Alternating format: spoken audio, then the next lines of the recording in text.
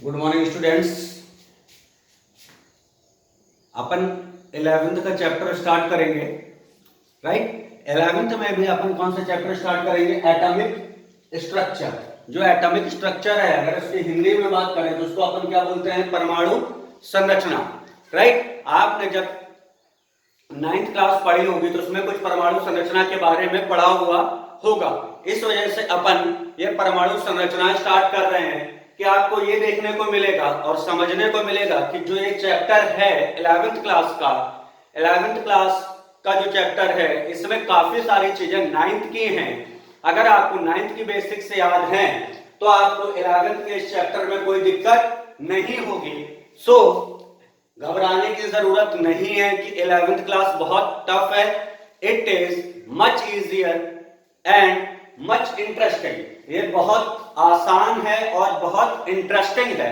बस आपको फोकस रखना है कि ध्यान से इसको पढ़ें और ध्यान से इसको समझें। बहुत आसान लगेगी, बहुत मजा आने वाला है, ठीक है। मजे की गारंटी मेरी है, समझाने की जिम्मेदारी मेरी है। बस आपको वीडियोस को बहुत ध्यान से देखना है और उसको फॉलो करना है, ठीक है।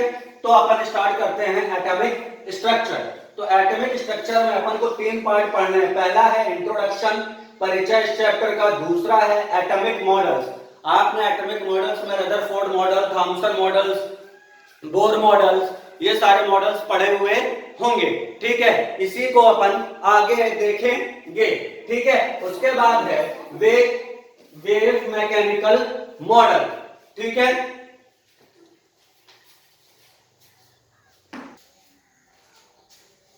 तो अपन बेसिक जो चीज है इंट्रोडक्शन, वो स्टार्ट करने जा रहे हैं। अपन अब स्टार्ट करने जा रहे हैं इंट्रोडक्शन, ठीक है। अब अगर इंट्रोडक्शन की बात करते हैं, मतलब इस चैप्टर के परिचय की बात करते हैं, ठीक है। इसके परिचय की बात करते हैं तो परिचय की जब बात करते हैं तो इसमें सबसे पहले एक चीज आती है। एक भाई साहब थे किसी जमाने में, ठीक है। भाई साहब, मेरे भाई साहब नहीं, कहने का मतलब साइंटिस्ट।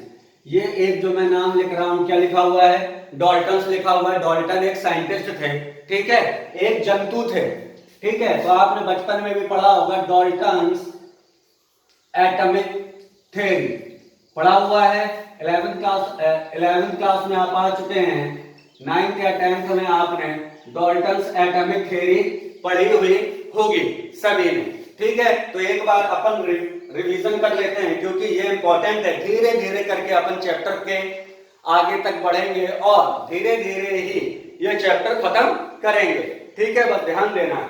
तो डॉल्टन्स एटॉमिक थ्योरी की बात करते हैं तो 11th क्लास के बच्चों के लिए एक चीज बता दूं, मैं लिखूंगा जरूर इंग्लिश में, पढ़ाऊंगा भी इंग्लिश में, लेकिन इंग्लिश लिखने के साथ साथ मैं हिंदी में चीजें बोलूंगा। तो जो बच्चे नोट्स बनाना चाहते हैं वो मेरी आवाज को सुन के वीडियो को पॉज करके अपना नोट्स बना सकते हैं, ठीक है। तो डॉल्टन्स एटॉमिक थ्योरी की अगर बात करते हैं तो सबसे पहला क्या डॉल्टन ने पॉइंट दिया था? Atoms are the smallest particle of matter. Matter का मतलब है एनीथिंग, कोई भी चीज। केमिस्ट्री में चीज को अपन क्या बोलते हैं? मैटर बोलते हैं। क्या बोलते हैं? मैटर बोलते हैं, ठीक है। तो क्या कह सकते हैं? Atoms are the smallest particle of matter, मतलब किसी भी चीज की सबसे छोटी इकाई है एटम। एटम को हिंदी में क्या कहते हैं? परमाणु, ठीक है। एटम को हिंदी में क्या कहते हैं? परमाणु। मतलब परमाणु किसी पदार्थ का सूक्ष्मतम कण है, ठीक है। उसके बाद क्या लिख सकते हैं? Atoms are indivisible. इंडिविजिबल का मतलब क्या हो गया? अविभाज्य। जो परमाणु है वो कैसा है? अविभाज्य है। परमाणु बेटा कैसा है? अविभाज्य है। मतलब परमाणु को और छोटे छोटे टुकड़ों में नहीं तोड़ा जा सकता है, राइट। उसके बाद बात करते हैं कि atoms of same elements are same, मतलब समान तत्व के या एक ही तत्व के परमाणु समान होते हैं। फिर से रिपीट कर रहा हूं, एक ही तत्व के परमाणु आपस में समान होते हैं। जैसे एग्जाम्पल के तौर पे समझिए, एग्जाम्पल की अगर बात करते हैं, मैंने ले लिया O क्या है बेटा, कौन सा एलिमेंट है, आप सभी को पता है कौन सा एलिमेंट है, ऑक्सीजन एलिमेंट है। कौन सा एलिमेंट है, ऑक्सीजन एलिमेंट है। कौन सा एलिमेंट है, ऑक्सीजन एलिमेंट है। तो अगर ध्यान हो आपको, ऑक्सीजन का एटॉमिक नंबर क्या होता है बेटा, 8 होता है, और एटॉमिक मास कितना होता है, 16 होता है। तो जितने भी ऑक्सीजन एटम्स होंगे उन सबका एटॉमिक नंबर कितना होगा, 8 होगा, और उनका एटॉमिक मास कितना होगा, 16 होगा। मतलब जितने भी ऑक्सीजन के एटम्स होंगे वो सब सेम होंगे। ठीक है, बात कर रहे हैं कैसे होंगे, सेम होंगे। किसके रिस्पेक्ट में सेम होंगे, शेप में, आकार में, साइज में, आकार में। ठीक है, उसके बाद नेक्स्ट बात करते हैं atoms of different elements are different. क्या बात करें कि जो डिफरेंट एलिमेंट्स होते हैं उनके एटम्स कैसे होंगे बेटा, उनके एटम्स अलग अलग होंगे। ठीक है, जैसे अगर एग्जांपल की बात करते हैं तो एग्जांपल में एक ले लिया मैंने बेटा नाइट्रोजन, और एक ले लिया मैंने क्या, ऑक्सीजन। तो नाइट्रोजन का एटॉमिक नंबर कितना होता है, 7 होता है। एटॉमिक मास कितना होता है, 14 होता है, राइट। और यहाँ पर अगर ऑक्सीजन का देखें तो ऑक्सीजन का एटॉमिक नंबर 8 होता है और एटॉमिक मास 16 होता है। तो देखिए, क्या नाइट्रोजन का एटम और ऑक्सीजन का एटम सेम है? तो आपको देखने से पता चल रहा होगा कि शेप, साइज में एंड मास में ये दोनों क्या हैं, डिफरेंट हैं, अलग अलग हैं। ठीक है, तो यहां से आपको ये समझ में आया कि जो डिफरेंट एलिमेंट्स होते हैं उनके एटम्स भी क्या होंगे, डिफरेंट होंगे। ठीक है, उसके बाद अपन आगे चलते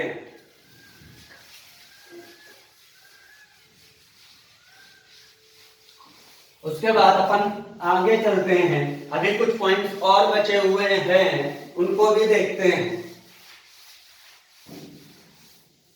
तो उसके बाद आप बात करते हैं 5वें पॉइंट की। तो 5वां पॉइंट क्या लिख सकते हैं कि एटम्स ऑफ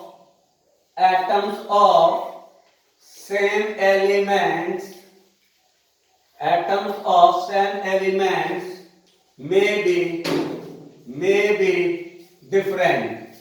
be different। क्या पॉइंट कहता है ये कि समान तत्व के परमाणु अलग अलग हो सकते हैं। फिर से रिपीट कर रहा हूं, समान तत्व के परमाणु अलग अलग हो सकते हैं।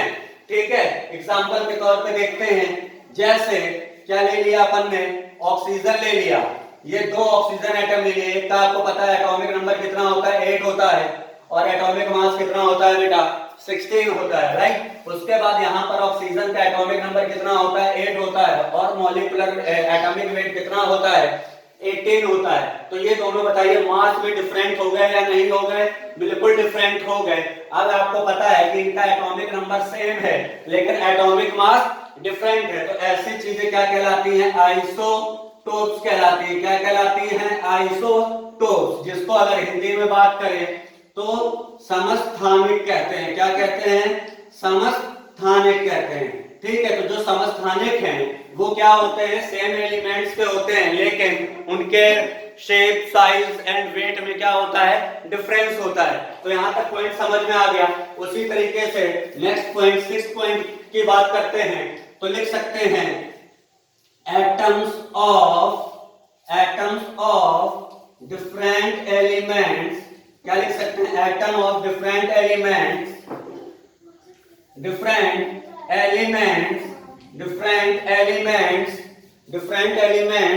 may be may be same.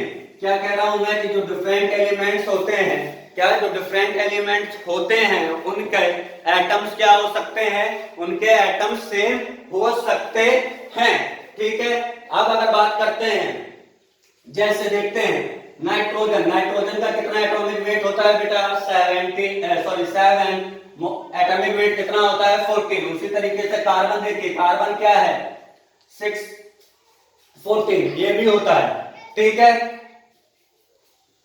तो ये दोनों देखिए क्या है बेटा, ये डिफरेंट एलिमेंट्स हैं, डिफरेंट एलिमेंट्स हैं, लेकिन इनका वेट क्या है सेम है। तो इस वजह से क्या कह सकते हैं, ये भी कह सकते हैं। और उसके बाद 7th पॉइंट आता है क्या, in any chemical reaction, in any chemical reaction, क्या बात करते हैं बहुत ध्यान से, in any chemical reaction atoms are simply joined with each other। Simply क्या करते हैं बेटा, एक दूसरे से ज्वाइन करते हैं, इसके अलावा कुछ नहीं करते हैं। तो ये था डॉल्टन्स एटॉमिक थ्योरी। ये थ्योरी आप 9th क्लास में ऑलरेडी पढ़ चुके होंगे। तो एक बार इसको मैंने अच्छे से डिस्क्राइब कर दिया है। अगर आपको किसी को कोई दिक्कत होती है तो वो डाउट अपने आराम से पूछ सकता है बिना किसी हिचक के। ठीक है, अब इसके बाद बात करते हैं आगे कि भाई जो डाल्टन था, समझिएगा डाल्टन उस टाइम का बहुत बड़ा साइंटिस्ट था। क्या था, डाल्टन उस टाइम का बहुत बड़ा साइंटिस्ट था। ठीक है, कि अगर वो जो चीज कह दे वो चीज दुनिया मान लेती थी। ठीक है, फिर उसके बाद थॉमसन ने इलेक्ट्रॉन की डिस्कवरी की थी। ठीक है, अभी आगे बात करेंगे कि देखिए थॉमसन ने इलेक्ट्रॉन की डिस्कवरी की थी। तो मेरा क्वेश्चन एक बनता है कि भाई इलेक्ट्रॉन की डिस्कवरी थॉमसन ने की, बहुत अच्छी बात है, लेकिन उसके दिमाग में ये कहां से आइडिया आया कि जो डाल्टन बोल रहे हैं वो गलत है। भाई जब किसी चीज को आप दिमाग में ये बिठा लेंगे कि वो चीज गलत है, तभी तो आप एक्सपेरिमेंट करेंगे, और जब आप एक्सपेरिमेंट करेंगे तो हो सकता है आपको कोई नई चीज मिल जाए। तो मेरा क्वेश्चन ये है कि थॉमसन को यह कैसे पता चला कि डाल्टन गलत है, जबकि डाल्टन उस टाइम का एक बहुत बड़ा साइंटिस्ट हुआ करता था। ठीक है, तो उसका रीजन था क्या कि उसको कहां से पता चला, रेडियो एक्टिविटी से। कहां से पता चला बेटा, रेडियो एक्टिविटी, जिसको हिंदी में अपन कहते हैं क्या, रेडियो धर्मिता। क्या कहते हैं, रेडियो धर्मिता। ठीक है, तो यहां तक बात क्लियर हो गई। अब इसके बाद चलते हैं डिस्कवरीज पे। ठीक है, तो उसके बाद अपन नेक्स्ट हेडिंग डालते हैं, तो उसके बाद अपन नेक्स्ट हेडिंग डालेंगे डिस्कवरीज ऑफ फंडामेंटल पार्टिकल्स। ठीक है, उसके पहले कुछ बात कर लेते हैं ये पॉइंट डालने के। तो अब उसके बाद नेक्स्ट लिखते हैं, ठीक है, कि फंडामेंटल पार्टिकल्स या और सब एटॉमिक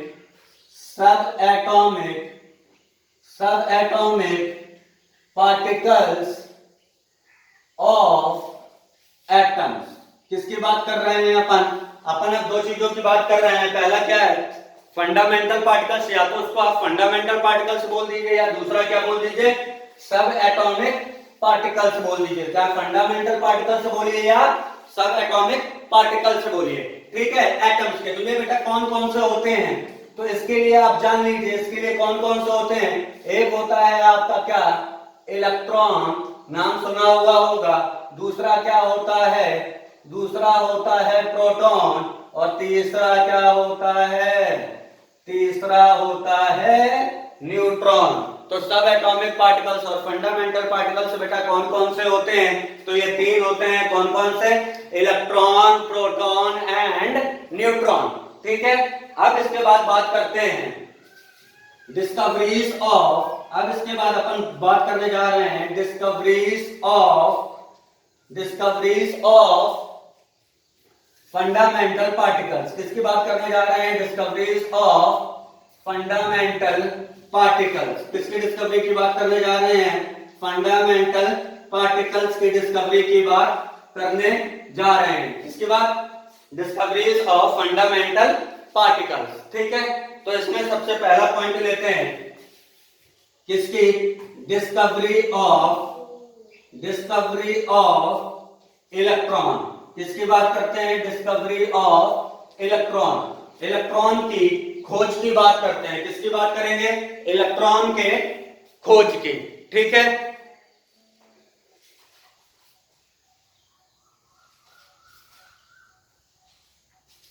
अब इलेक्ट्रॉन की खोज की अगर बात की जाए तो इलेक्ट्रॉन की खोज बेटा किसने की थी? ध्यान रखना है, जे थॉमसन ने।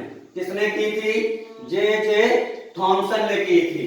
ठीक है, एक चीज ध्यान रखेंगे कि इलेक्ट्रॉन की डिस्कवरी किसने की थी?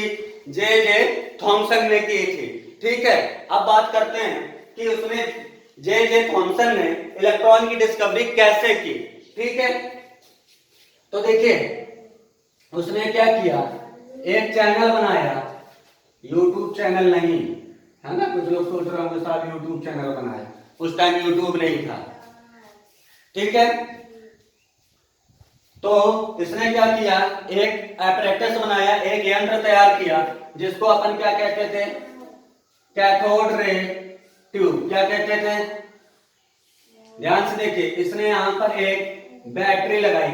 इसने यहां पर क्या किया? एक बैटरी लगाई। ये बैटरी आपको समझ में आ रही है? जो बैटरी की बड़ी लाइन होती है वो हमेशा पॉजिटिव लाइन होती है।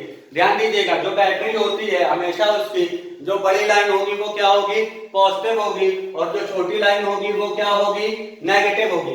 ठीक है, अब यहां पर अगर बात करते हैं, यहां पर इसने देखिए ये जो प्लेट है ये पॉजिटिव से अटैच है। जो प्लेट पॉजिटिव से अटैच होगी उसको अपन क्या बोलते हैं? उसको अपन बोलते हैं एनोड। क्या बोलते हैं? एनोड। और जो नेगेटिव से कनेक्ट होती है उसको अपन क्या बोलते हैं? उसको अपन बोलते हैं क्या? कैथोड। उसको अपन क्या बोलते हैं? कैथोड।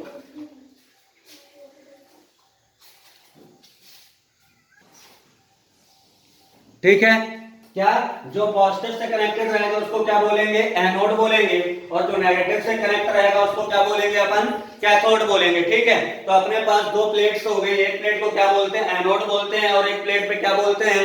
कैथोड बोलते हैं। ठीक है, और ये अपना ये किसकी तरह काम करेगा? जल्दी बोलिए, ये किसकी तरह काम करेगा? ये काम कर रहा है किसकी तरह? बैटरी की तरह काम कर रहा है। ठीक है, ये कौन सी ट्यूब है? ये एक सिंपली ट्यूब है, कैथोड रे ट्यूब। ठीक है, अब यहां से मैंने इसको कनेक्ट कर दिया। अब यहां पर क्या करेंगे? यहां पर कोई गैस भरते हैं। क्या करते हैं? कोई गैस भरेंगे। जो ये डॉटेड डॉटेड आपको दिख रहा है, ये सब क्या भर दी मैंने? एक गैस भर दी। क्या भर दी? इसमें मैंने एक गैस भर दी है। ठीक है, अब ये गैस भरी हुई है और इसका जो प्रेशर रखते हैं वो क्या रखते हैं? वेरी लो प्रेशर रखते हैं। क्या रखते हैं? लो प्रेशर, कम दाब रखते हैं। लगभग कितना? 0.10 टू द पावर -4 ATM। वैसे याद रखने की जरूरत नहीं है। कितना प्रेशर रखते हैं? 10 टू द पावर -4 ATM। और यहां पर जो वोल्टेज रखते हैं वो वोल्टेज कैसा होता है बेटा? हाई वोल्टेज होता है। कैसा वोल्टेज होता है? हाई वोल्टेज होता है। ध्यान से, क्या होता है? वेरी हाई वोल्टेज होता है। लगभग अगर बात करें तो कितना कह सकते हैं? 10 टू द पावर 4 वोल्ट। और 10 टू द पावर -4 वोल्ट को क्या कह सकते हैं? 10,000 वोल्ट कह सकते हैं। क्या कह सकते हैं? 10,000 वोल्ट। ठीक है,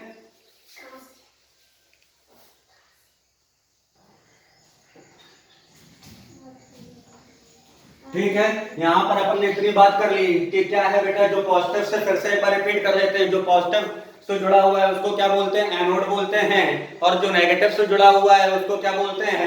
कैथोड बोलते हैं। ठीक है, तो हमने यहां पर क्या कर दी? कोई भी एक गैस भर दी, एनी गैस। ठीक है, मैं क्या लिख रहा हूं?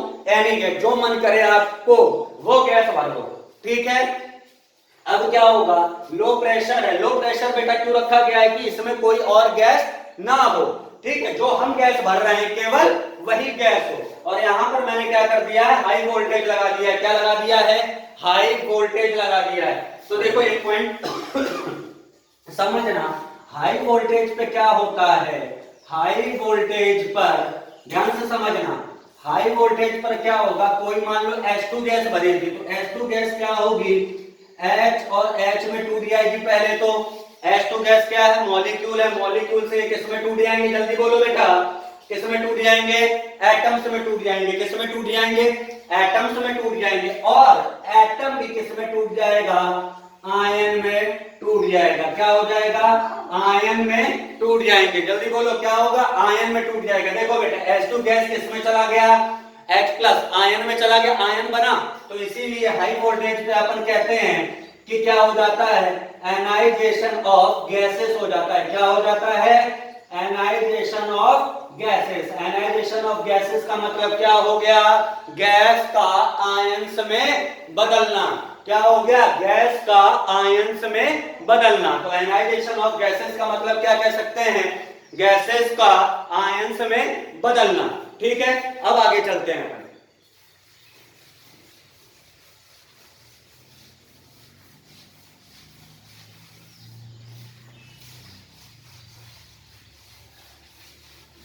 अब देखिए आगे चलते हैं। तो इतनी बात आपको समझ में आ गई कि जब हाई वोल्टेज दिया जाता है तो गैस क्या हो जाती है बेटा, तो गैस क्या हो जाती है, एनाइज हो जाती है। तो फिर से मैं डब्बा बनाने की कोशिश करता हूं। देखिए आपके काम का है डब्बा।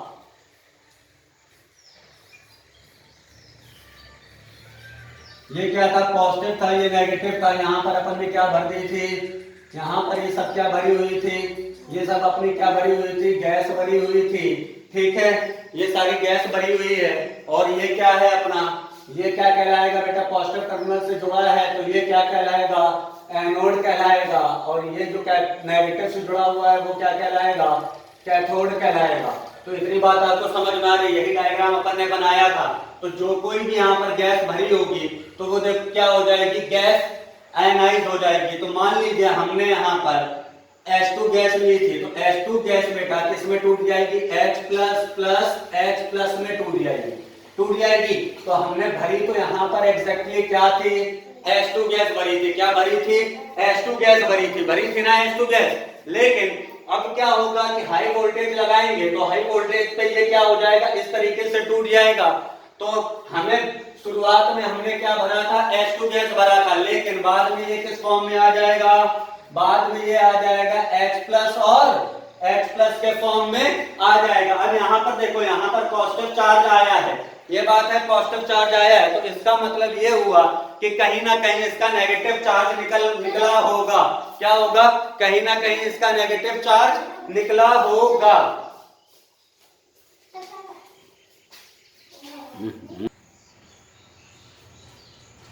तो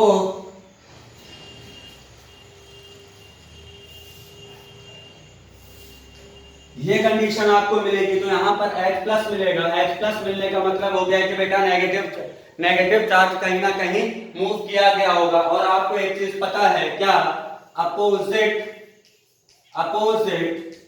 चार्जेस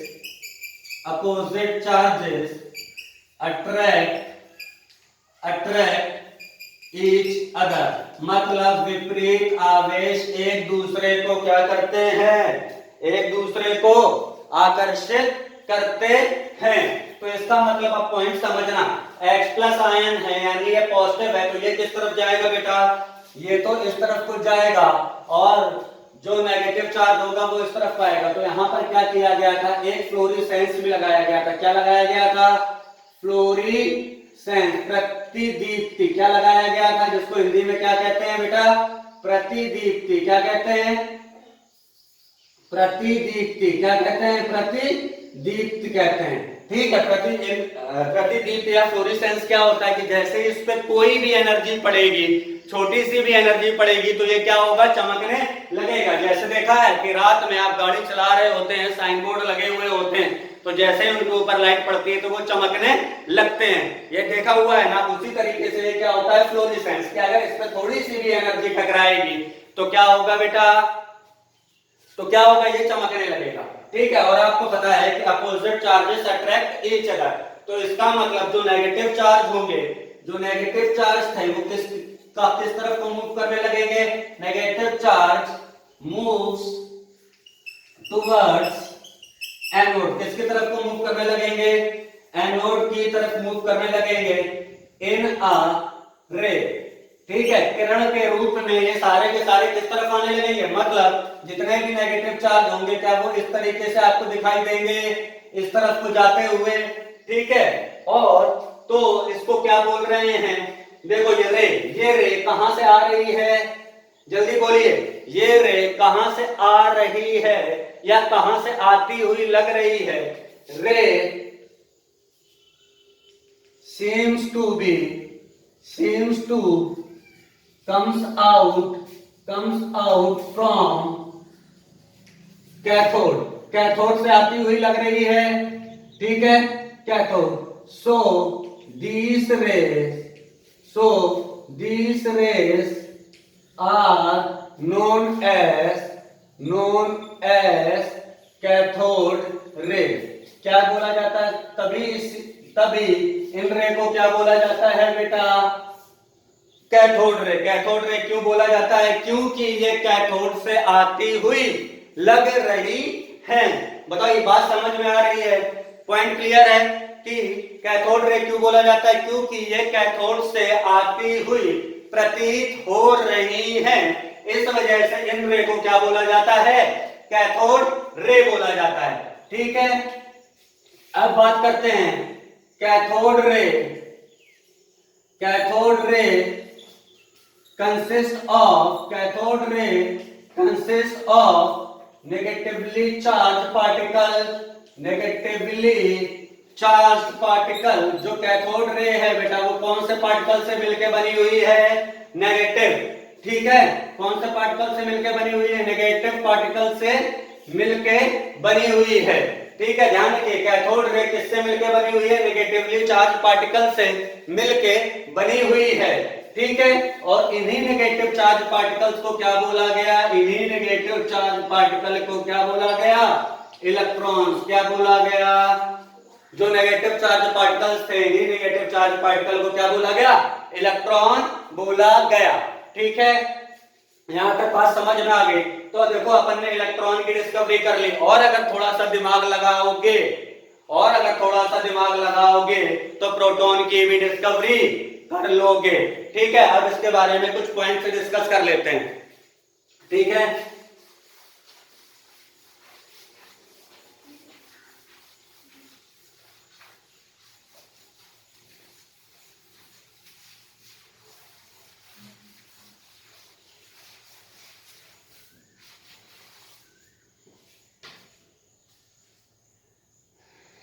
अब देखिए इलेक्ट्रॉन्स के बारे में अपन कुछ बात कर लेते हैं। ठीक है, इलेक्ट्रॉन्स के डिस्कवरर कौन है, खोजकर्ता कौन है, तो अगर डिस्कवरर की बात की जाए तो डिस्कवरर कौन है, जे थॉमसन। कौन है, जे थॉमसन। ठीक है, चार्ज कैसा होता है इन पे, ये कैसे हैं, नेगेटिवली चार्ज हैं। कैसे हैं, नेगेटिवली चार्ज है, नेगेटिव चार्ज होता है। ठीक है, और अगर बात करते हैं इसके मास की, तो मास कितना होता है, 9.1 into 10 to the power -31 kg। और अगर इसको ग्राम में लिखेंगे तो क्या लिख सकते हैं, 9.1 इंटू 10 टू द पावर -28 ग्राम से लिख सकते हैं। ठीक है, और अगर इसके चार्ज की बात करी जाए, चार्ज वैल्यू की बात की जाए, किसकी बात की जाए, चार्ज वैल्यू की बात की जाए, तो इसके चार्ज वैल्यू कितनी होती है, -1.6 into 10 to the power -19 coulomb. C का मतलब क्या होता है, कूलॉम। कूलॉम किसकी यूनिट है, चार्ज की यूनिट है। ठीक है, एक चार्ज की और होती है, एक चीज ध्यान रखना, 1 कूलॉम इक्वल टू होता है 3 into 10 to the power 9 ESU। क्या होता है, ESU। ठीक है, तो और अगर इसकी बात करें तो क्या लिख सकते हैं, 4-4.8 into 10 to the power -10 ESU। ठीक है, तो इलेक्ट्रॉन के बारे में अपन ने बात कर ली कि डिस्कवरर कौन थे, राइट। ध्यान से, चार्ज कैसा होता है, नेगेटिव चार्ज होता है, मास कितना होता है, किलोग्राम में भी देख लिया और ग्राम्स में देख लिया, कितना मास होता है, 9.1 इंटू 10 टू द पावर -31। और अगर ग्राम में बात करते हैं तो 9.1 इंटू 10 टू द पावर -28 ग्राम।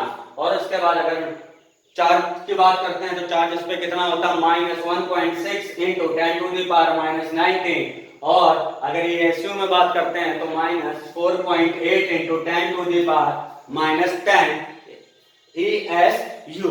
ठीक है, यहां तक बात आप सभी को समझ में आ गई? ओके।